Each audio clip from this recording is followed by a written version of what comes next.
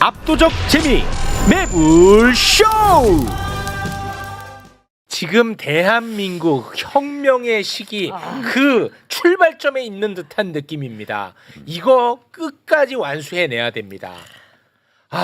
진짜 설레기도 하지만 네. 살짝 또 불안하기도 하거든요. 요거 반드시 성공으로 가야 됩니다. 지금 함께 하시죠. 새 대한민국. 대한민국 완전히 탈바꿈되는 그 첫 단추, 그 시점에 와 있는 느낌입니다. 정말 이분이 자지 않고 맹활약을 해줘야 됩니다. 이광수 대표님 박수로 맞이합니다. 예, 안녕하세요. 이광수입니다. 안녕하세요. 고맙습니다. 네. 진짜 그 중요한 시기, 중요한 역할을 하고 있다는 생각 갖고 계셔야 됩니다. 알겠습니다. 예. 네.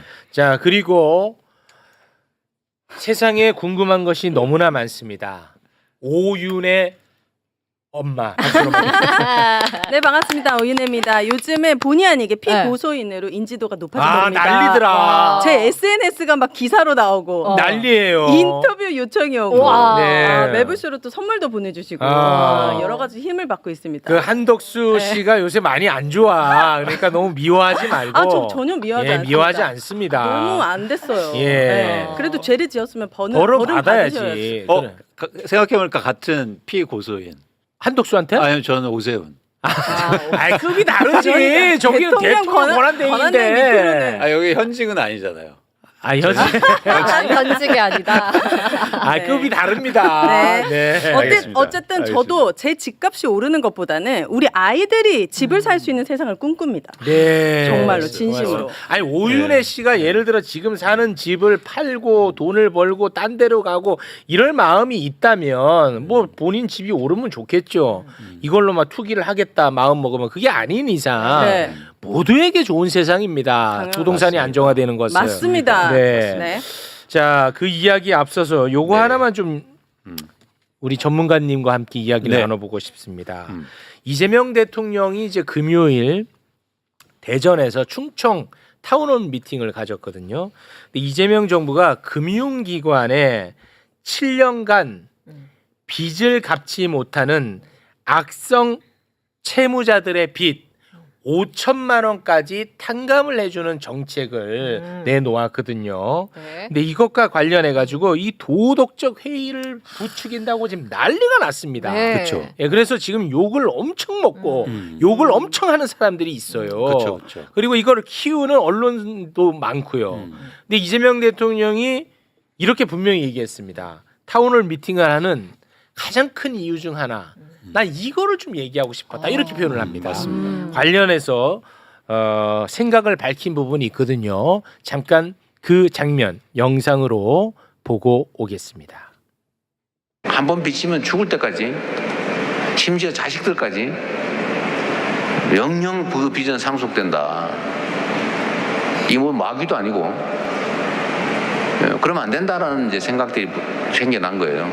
이거를 도덕적 해이, 아니 그거 뭐 7년 안 갚고 5천만 원 이하니까 채무 탕감해주고 그러면 나도 안 갚아야지, 이런 사람 생기면 어떡할래? 라고 하는 거 아니에요?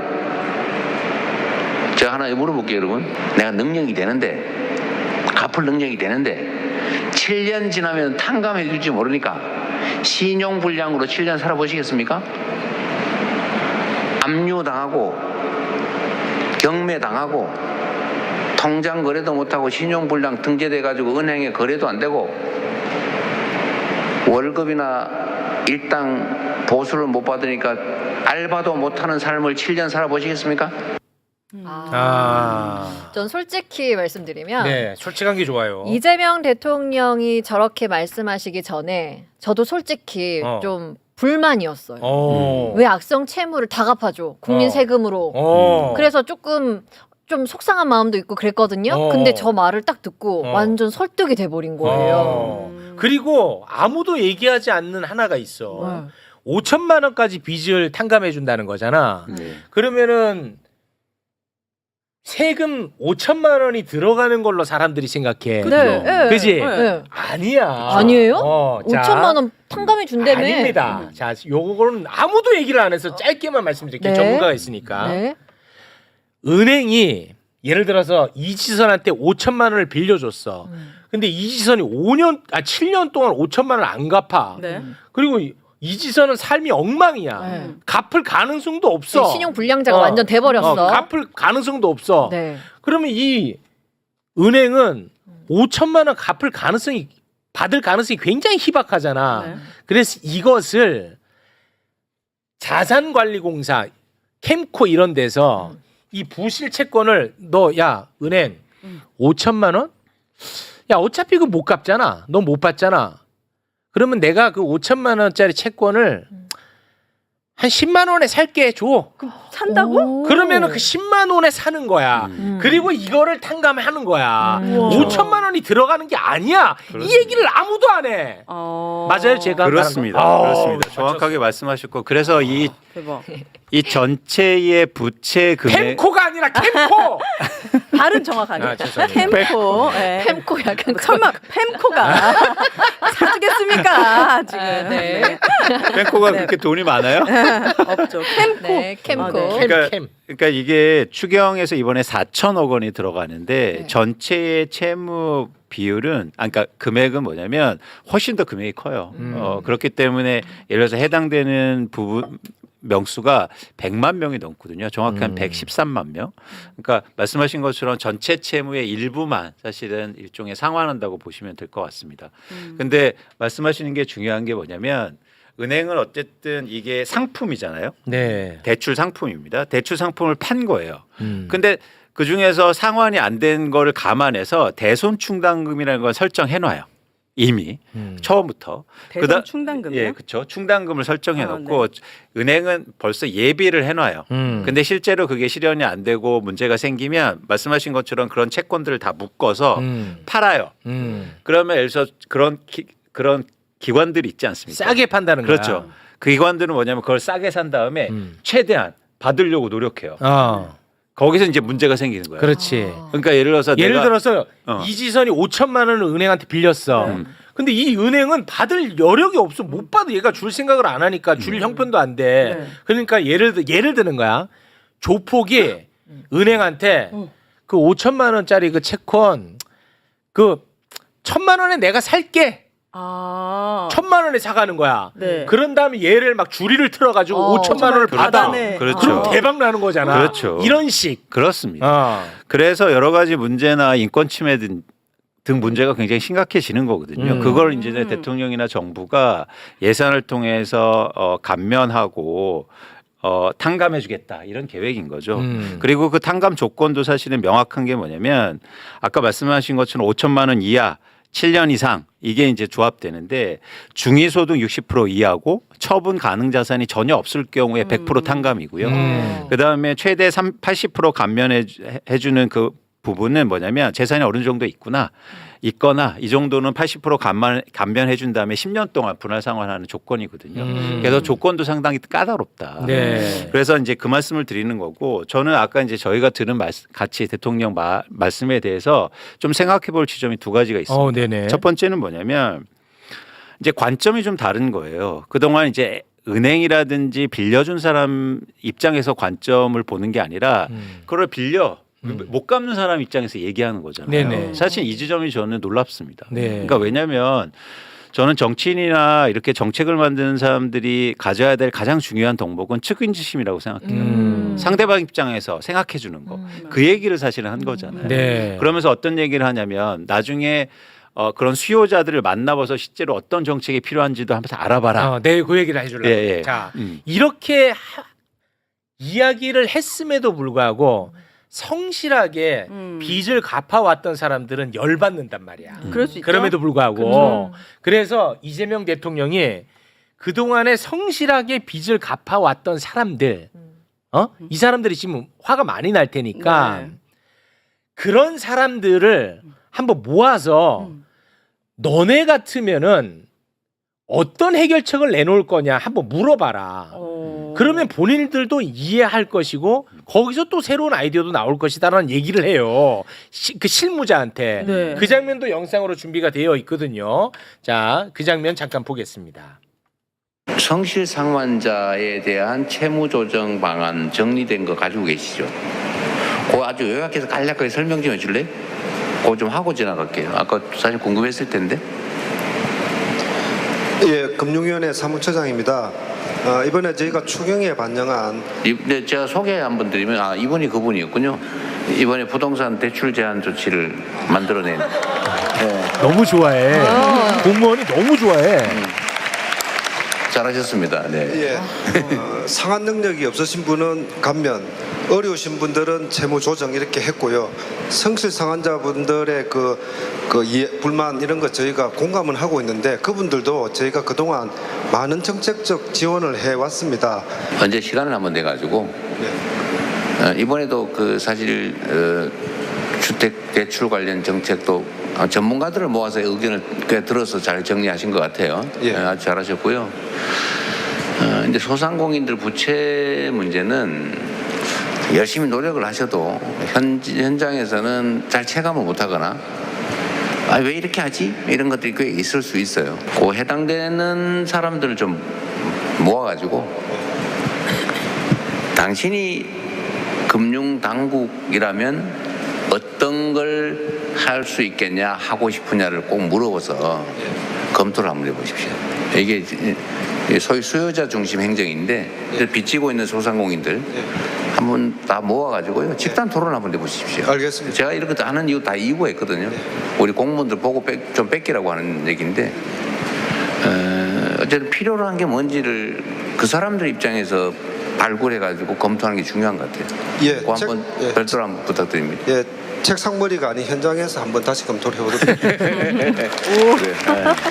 너무 신기하다. 네. 야, 공무원들 대단하네. 움직이게 합니다. 그렇죠. 네. 저분은 제가 직접 뵈기도 했습니다. 진짜 네. 같이 아니 만나. 아까 그러면 그 이재명 대통령이 이야기했던 네. 이번에 그 대출 규제 관련해서 전문가들이랑 다 만나서 우리가 했었다는 그 전문가가 이광수입니까? 야, 그래. 어쨌든 이제는 이 부채 탕감 문제에서 아까 도덕적 해이 문제를 할 때 경제적으로도 좀 살펴볼 필요가 있는데요. 네. 도덕적 해이가 발생하려면 기본 조건이 필요해요. 뭐냐면 무임승차가 이루어져야 돼요. 네. 그러니까 뭐냐면 내가 그런 조건에 들어가는데 비용이 안 들어가야 된다는 얘기죠. 그래서 정확하게 지적한 거예요. 이재명 대통령이 뭐냐면 그럼 7년 동안 한번 해보실래요? 그건 뭐냐면 이런 도덕적 해이 이런 조건이 맞춰지려면 엄청난 비용이 들어가는데 그렇지. 이건 무임승차가 아니에요. 5천만 원보다 더 많은 손해를 입어. 그렇습니다. 그렇기 때문에 이거는 도덕적 해이 문제가 아니에요. 경제적으로 저희가 살펴보더라도 그러니까. 이게 명확한 거예요. 그런데 네. 수많은 보수지라든지 심지어 경제학자들이 도덕적 해이를 얘기한다? 교과서를 다시 한번 봐라. 아니, 거짓말이지. 예. 그러니까 똑똑한 사람들이 도덕적 해이를 얘기하는 것은 거짓말이고 똑똑하지 않은 사람들이 그런 얘기를 하는 것은 똑똑하지 않은 거고. 그렇습니다. 그러니까 진짜 거짓말인 거예요. 거짓말이지. 말씀드린 것처럼 무임승차가 돼야 도덕적 해이가 발생.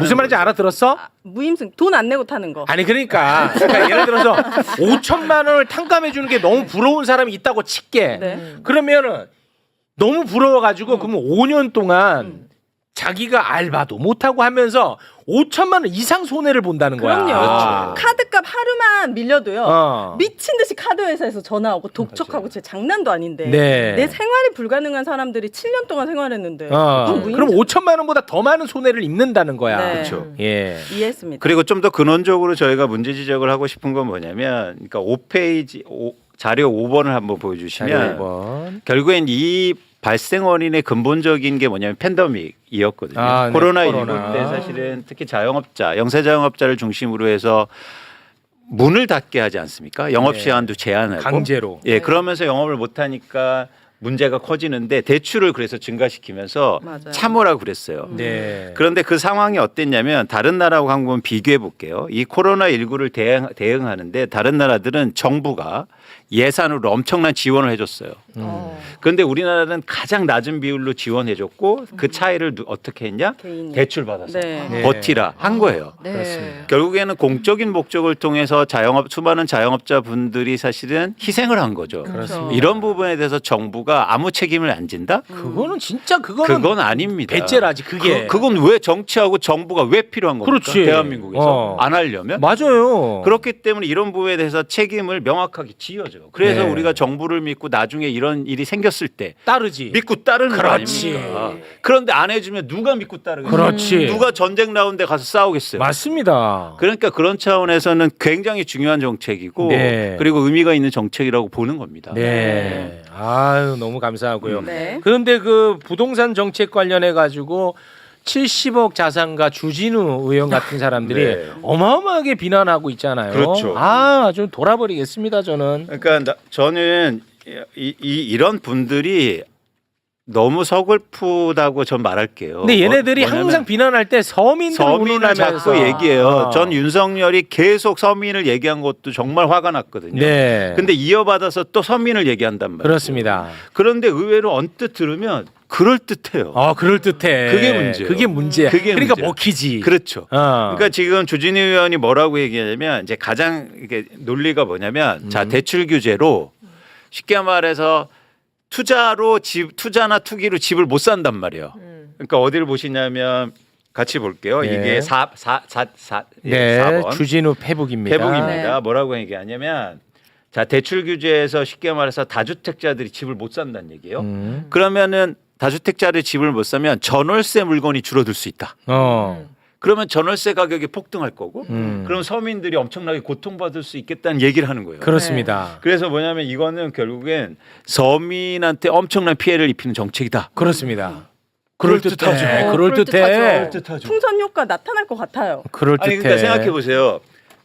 집을 사는 사람들이 줄어 많이 사는 사람들이 그럼 전월세 물건이 줄어든다. 그럼 전월세 공급이 줄어드니까 어떻게 되냐? 전월세 가격이 폭등한다. 그래서 집 없는 서민들이 오히려 엄청나게 고통을 받을 받는다. 거다. 이 얘기입니다. 이재명은 서민을 죽이는 대통령이다. 그렇죠. 이렇게 연결되거든요. 근데 집 사는 사람이 주는 거랑 전세랑 월세가 올라가는 건 무슨 상관이 있어요? 그러니까 예를 들어서 집 사는 사람들이 다주택자를 얘기한 거예요. 다주택자가 집을 많이 사면 네. 전월세로 물건을 많이 내놓을 거란 얘기죠. 자기가 안 살고 세를 어. 묻는다. 네. 그러니까 그래서 다주택자가 줄어들면 전월세 물건이 줄어든다는 얘기예요. 얼핏 얼핏 약간 맞는 것 같아. 얼핏 그런 거 아니에요? 얼핏 맞는 것 같아. 이거는. 자, 근데 한번 이건 근데 산수 문제거든요. 산수? 근데 이 논란을요 전문가들도 하고 있어요. 전문가도 해. 심각합니다. 맞아요. 어. 오늘 한국경제에도 살싸면서 보니까 풍선 효과가 지금 우려됩니다. 막 어떤 아저씨 나와서 얘기하던데? 그렇죠. 그러니까 뭐냐면 전문가들도 뭐냐면 다주택자 규제를 하면 전월세 시장이 힘들어진다는 얘기예요. 근데 한번 생각해 보세요. 네. 자, 내가 전세 끼고 집을 삽니다. 네. 투자로 상상해 보시는 거예요. 네. 그러면 어떤 집을 삽니까? 누군가 전세 살고 있는 집이잖아요. 그러면 내가 그 집을 투자로 사요. 네. 전세 공급이 증가합니까? 아니지. 이미 그대로지. 있는 시장에 있는 있는 거잖아요. 있는 거야. 있는 거잖아요. 어. 똑같아요. 변화가 없어요. 아니 그러면 말장난이라고. 전세금은 그 대신 올릴 수는 있잖아요. 어차피 안 팔 거 전세 계약할 때 이 사람들이 집을 못 파니까 가격을 올려서 계약할 수도 있는 거 아니에요? 아니죠. 전세 계약 기간은 못 올리고 그게 내가 다주택자가 사든지 이미 누군가 투자 목적으로 갖고 있는 사람이 갖고 있든지 전세금에 대해서 변동 원인이 서로 똑같은 거죠. 뭐냐면. 그래요? 이게 말장난이니까 네. 이게 네. 조금 헷갈리는 왜냐면 거야. 이게 뭐냐면 논리가 안 맞는 얘기를 하니까 설명이 힘들어요. 다주택자가 이 아파트를 안 사. 그러면 이 아파트는 사라지는 것처럼 얘기를 하고 있다고. 그렇죠. 근데 이건 그대로 있어요. 있죠. 만약에 다주택자가 안 사잖아?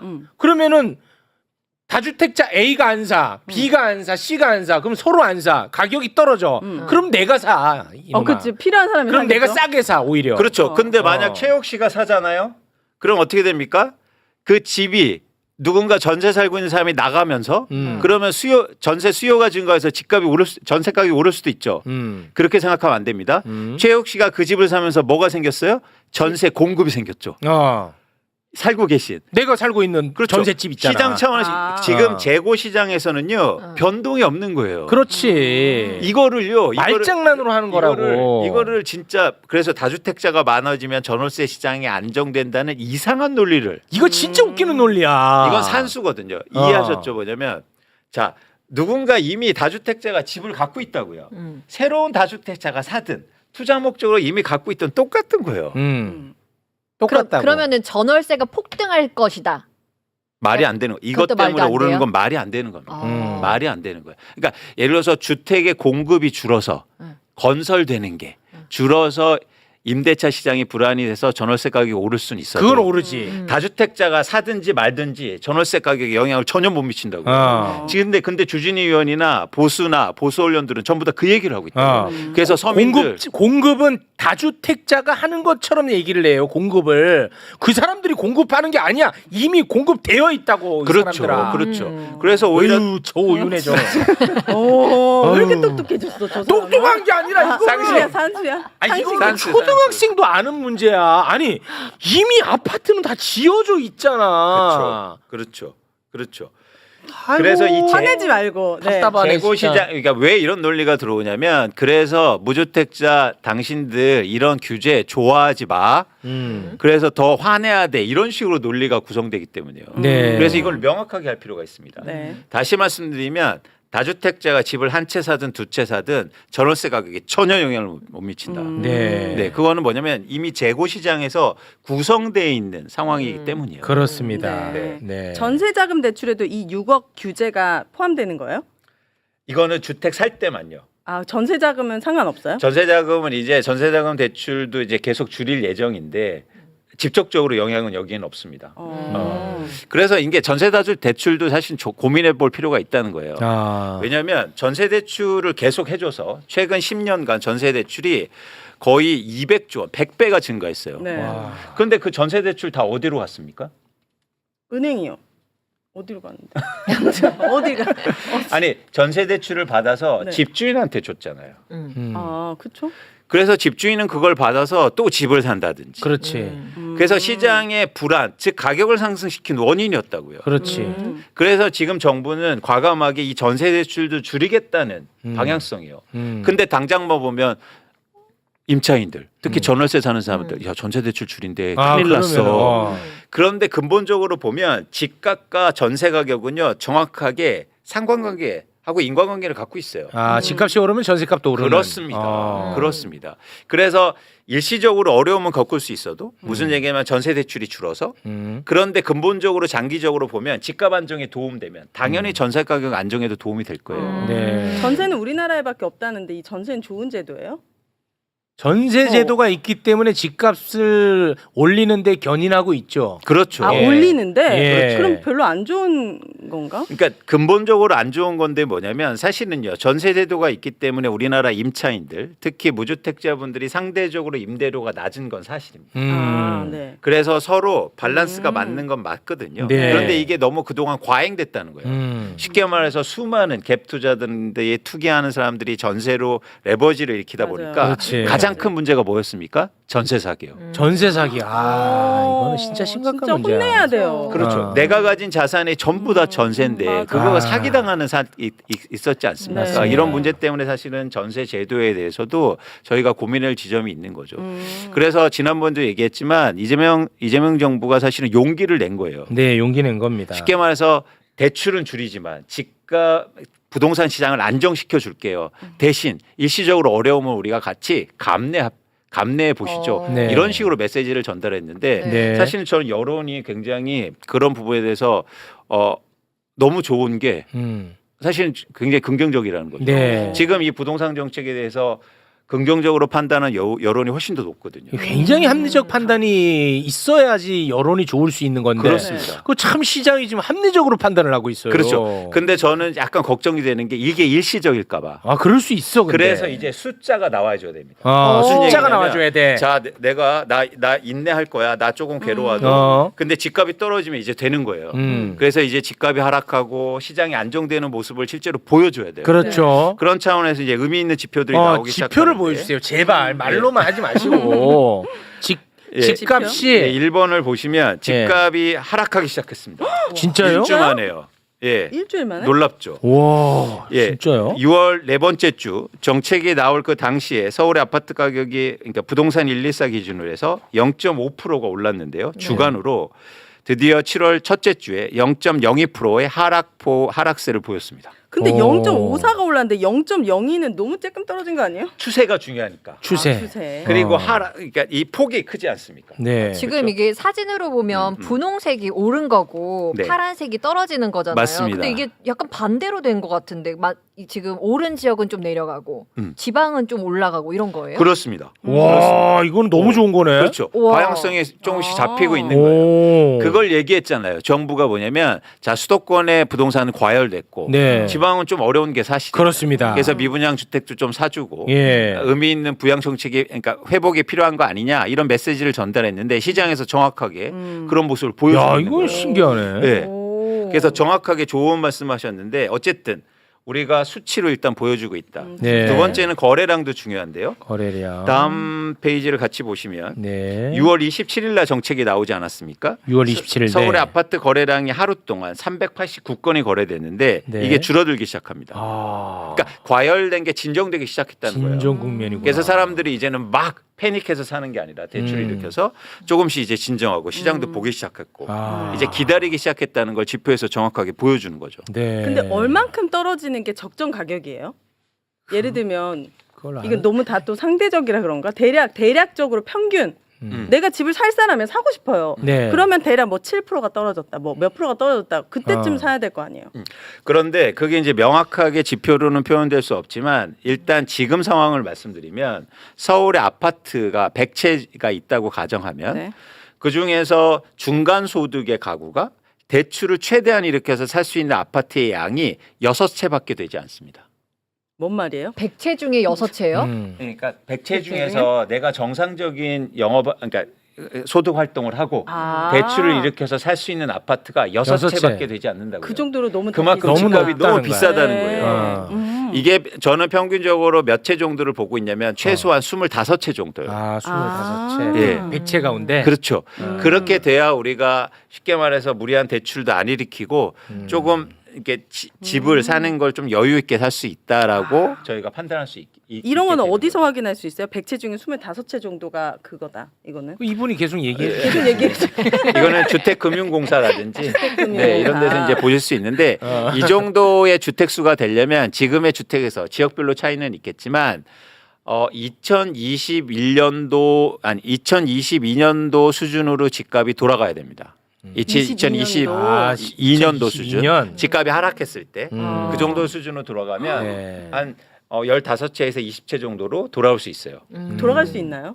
전 가능성이 있다고 봐요. 가능성이 있다고 오. 봅니다. 왜죠? 그런데 네. 이런 것도 사실은 솔직히 문제인 거죠. 뭐냐면 집값이 폭락하는 것도 문제일 수 그것도 있어요. 문제야. 그렇죠. 대혼란이 발생해. 예, 그렇기 때문에 사실은 이런 시장을 조성해야 되는데 네. 가장 좋은 방법은 기존의 주택 가격을 크게 폭락하는 것보다 저렴한 주택의 아파트를 공급을 많이 하면 됩니다.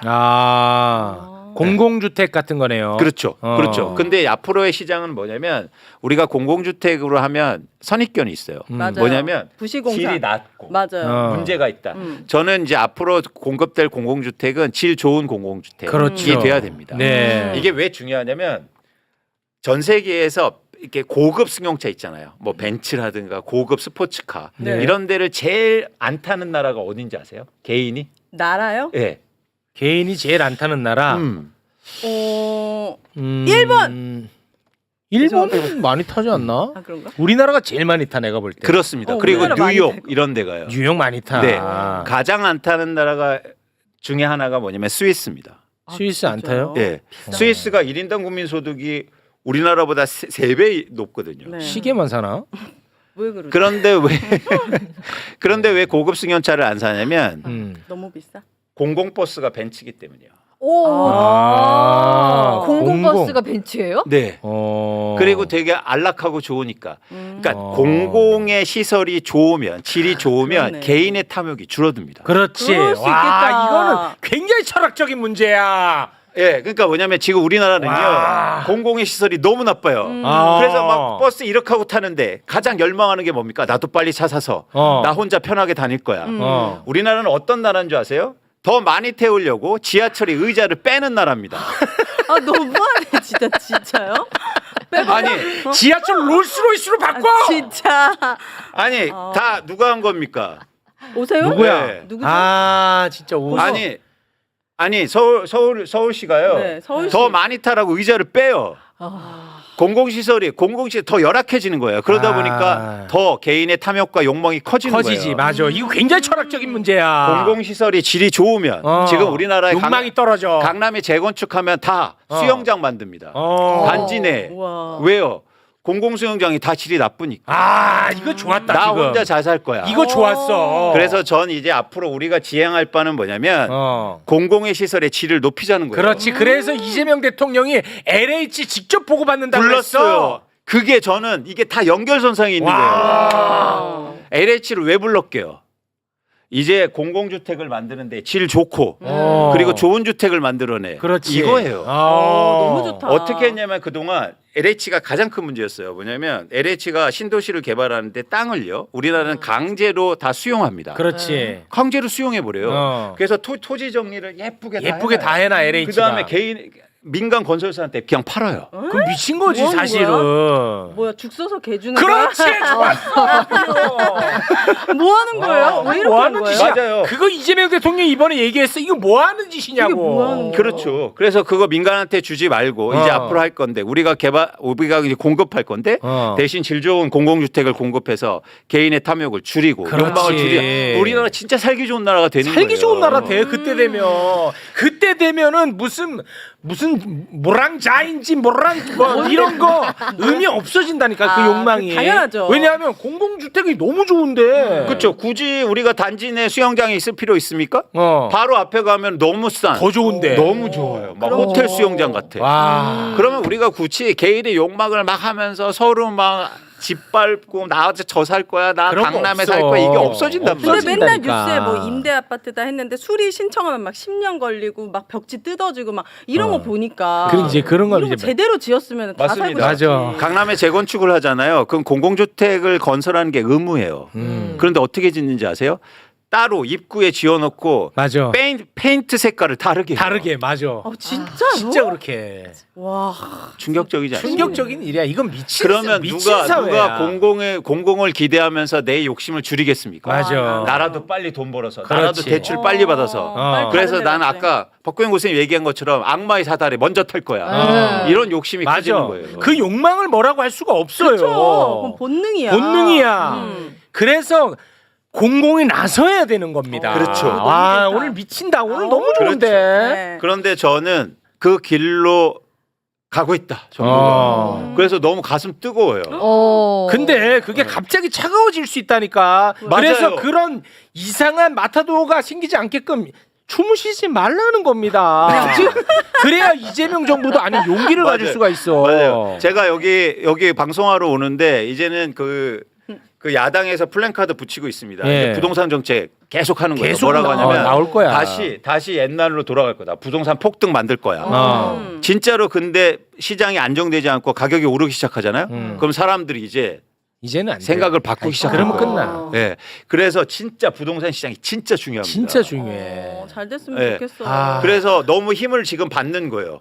이재명 정부가 뭐냐면 주가 오르고 부동산 가격이 이제 안정되는 걸 보면 힘이 완전 얻을 거예요. 네. 그러면서 하고 싶은 거 이제 다 할 수 있다. 네. 네. 근데 이거 세력한테 또 지면은 끝장나는 겁니다. 그렇죠.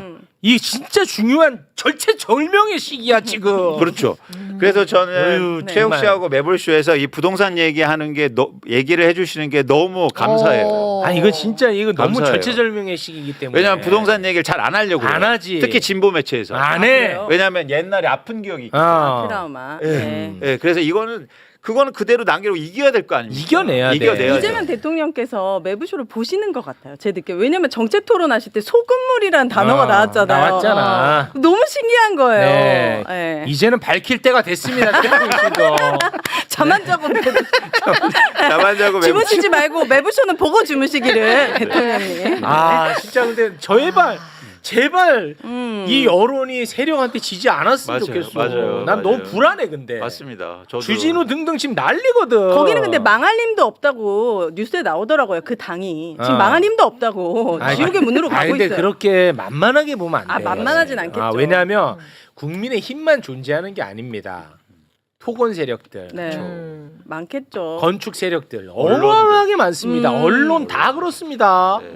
건설사가 대주주인 언론들이 얼마나 많습니까? 얼마나 많습니까? 네, 그렇기 때문에 계속 이런 얘기들을 할 거거든요. 네. 저 요즘요 예전에는 저 인터뷰도 많이 받았거든요. 네, 이제 언론한테 예, 못 받아요. 전화 안 와요. 전화 안 진짜요? 옵니다. 네. 아 진짜요? 그러니까 제 아, 의견은 예. 언론상에서 볼 수가 없는 그렇습니다. 이광수 너 그렇게 북한 좀 북한 가래. 북한 얘기에 북자도 안 꺼냈거든 이분은. 계속 북한 가래. 보내고 싶은가? 그냥 북한 가래 너 그럴 바에는. 아 이렇게 돼버리는 거군요. 예. 거예요. 그래서 시장의 변화도 중요하지만 정부도 여기서 멈추지 않고 개혁의 고삐를 계속 당겨야죠. 맞아요. 그렇습니다. 이제 맛보기라고 하셨어요. 이재명 예. 대통령. 그러니까 그런 것도 너무 좋은 방향성이죠. 네. 아, 그래도 지금까지는 시장도 반응을 해주고 여론도 뒷받침해주지만 진짜 나는 불안합니다 아직도. 맞습니다. 예. 네. 맞습니다. 계속 관심을 관심을 가져주십시오. 가져야 됩니다. 관심을 좋습니다. 가져주십시오. 네. 네. 자, 그러면 여기서 마무리하면 되겠죠, 오윤혜 씨도. 아니 그럼 당연하죠. 예. 지금 1시간 반을 기다리고 20분 방송하고 난 지금 깜짝이야. 배고파 죽겠네. 저 닭백숙 한 마리 주세요. 아, 와 지금 5시 넘었어요. 쌤, 와 쌤. 진짜 5시 저 8분입니다. 사람만 혼자 이 방송 그냥 24시간 켜놓고 하세요. 아, 재욱 씨 죄송합니다. 네. 잠자지 말고. 네. 아, 죄송합니다. 이 부탁드립니다. 중요한 얘기하는데 지금 뭐요? 왜 이렇게들 빠졌어 또? 이 아, 중요한 그래요? 얘기하는데 이래놓고 맨날 좋은 세상 뭐 만들어야 된다 말로만 하고 네. 헬조선이라고 합니까? 함께 해주셔야지. 네, 그렇죠. 함께하고 있습니다. 네. 에이. 자 그러면 네. 두 분과는 여기서 인사를 나누도록 저는 하겠습니다. 그거 하나 좀 바뀌었으면 좋겠어요. 이게 조건이 안 되시는 분들이 1금융에서 대출을 못 받아서 다 막 4금융 사채하고 계속 네, 이게 악순환되잖아요. 악순환이죠. 그런 것들을 좀 구제할 수 있는 성남시장 시절에 이재명 대표께서는 그걸 했더라고요, 성공을. 아. 그래서 이게 조건이 없는 사람들이 화가 나는 게 나는 빚을 정말 잘 상환했는데 빚을 빚을 그리고 아까 그 집값 그렇지. 집값이가 아니라 집값이 내가 계속 참았는데 마지막에 또 폭발한다. 집값이 집값을 집값을 아니 내 그분들 많이 참았어. 아, 그분들- 중요한 문제가 따로 있어서 빚을 어. 갚을 수 열심히 갚으려고 하는 사람들이 많잖아요. 근데 네. 그분들이 약간 직업이나 뭐 사대보험 안 된다 이런 것 때문에 돈 몇백만 원도 대출이 안 된단 말이에요. 네. 그리고 사금융 쓰면은 이자가 너무 높잖아요. 맞아요. 또 뭐냐면 문제가 뭐냐면 정책금융을 하는데도 15% 이자를 해요. 아. 네, 그렇게 돼서 지금 근데 어쨌든 국정 계획을 세우고 있지 않습니까? 네. 국정기획위원회에서 가계부채 문제를 논의하고 있습니다. 그렇습니다. 그래서 조금만 기다려 주시면 그런 네. 방향성이 나올 것 같고 네. 제가 또 그 자리에서 자문위원을 또 하고 있고 아.